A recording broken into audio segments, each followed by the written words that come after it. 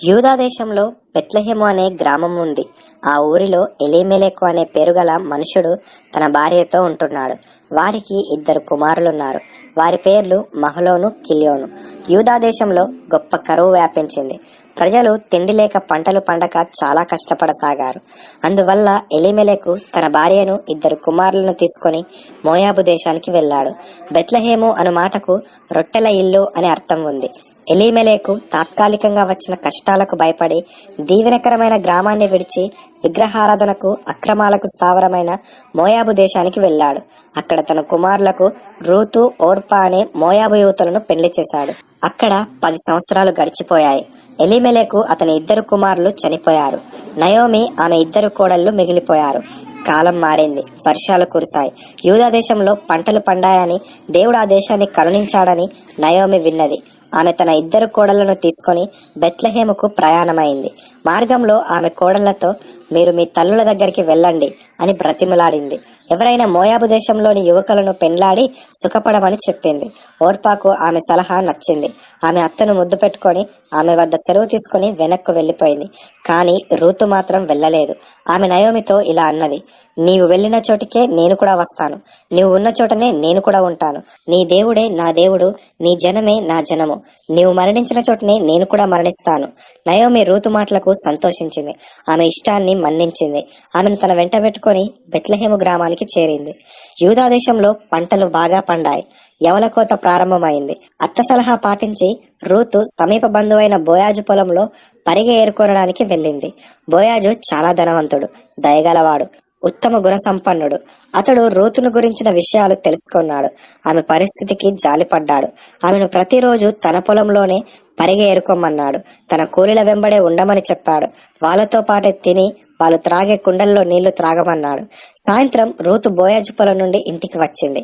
ఆమె తన అత్త నయోమితో జరిగిన సంగతులన్నీ వివరించింది. ఆమె రూతు చెప్పిందంతా విని బోయాజు తమకు దగ్గరి బంధువు అని, రోజు అతని పొలంలోనే పరిగె ఏరుకోవడం మంచిదని చెప్పింది. బోయాజు మంచివాడని, దయగలవాడని, బంధు ప్రేమ గలవాడని, రూతును తప్పక ఆదరిస్తాడని అర్థం చేసుకుంది. యవల కోతలు పూర్తయ్యాయి. నీవు రాత్రి సమయంలో వెళ్లి కళ్ళం దగ్గర పండుకున్న బోయాజు కాళ్ళ దగ్గర పండుకోమని నయోమి రూతుకు సలహా ఇచ్చింది. రూతు అత్త చెప్పిన విధంగా చేసింది. బోయాజు రూతు వినయాన్ని, మంచి గుణాలను గ్రహించాడు.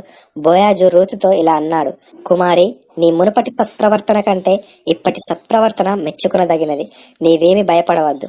నేను నిన్ను ఆదరిస్తాను, నీకు అండగా ఉంటాను. నువ్వు చాలా యోగ్యురాలవు అనే సంగతి నా బంధువులకు, నా గ్రామ ప్రజలందరికీ బాగా తెలియను.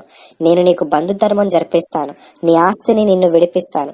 అయితే నీకు దగ్గరి బంధువైన వాడు, నిన్ను విడిపించి తగినవాడు ఒకడున్నాడు. అతడు తన బంధుధర్మం జరిగించకుంటే నేను తప్పక నిన్ను విడిపిస్తాను. ఆస్తిని నీకు ఇప్పిస్తాను. నిన్ను నా దానిగా చేసుకుంటాను. తెల్లవారక ముందే బోయాజు రూతును ఆమె ఇంటికి పంపించాడు. ఆమెకు 6 కొలలు యవలిచ్చి పంపించాడు. రూతు రాత్రి జరిగిన విషయమంతా నయోమికి చెప్పింది. అంతా విని నయోమి చాలా సంతోషించింది. రేపు బోయాజు నీకు తప్పకుండా న్యాయం జరిగిస్తాడు. దేవుడు నీకు సహాయం చేస్తాడు. నీవు నిశ్చింతగా ఉండు అని ధైర్యం చెప్పింది. మరుసటి రోజు బోయాజు బెత్లెహేము ద్వారం వద్దకు వెళ్ళాడు. 10 మంది పెద్దలను పిలిపించి అక్కడ కూర్చుండబెట్టాడు. ఆ దారిన వెళ్తున్న నయోమి బంధువును పిలిచాడు. నయోమి అమ్మదలుచుకున్న భూమి గురించి, ఆమె కోడలైన రూతు గురించి వివరించాడు. బంధుధర్మం జరిగించి వాళ్లకు మేలు చేయమని కోరాడు. అంతా విన్న బంధువు తాను నయోమి పొలం తీసుకోవడానికి సిద్ధమేనని, ఆమె కోడలు రూతును మాత్రం పెళ్లి చేసుకోనని ఖచ్చితంగా చెప్పాడు.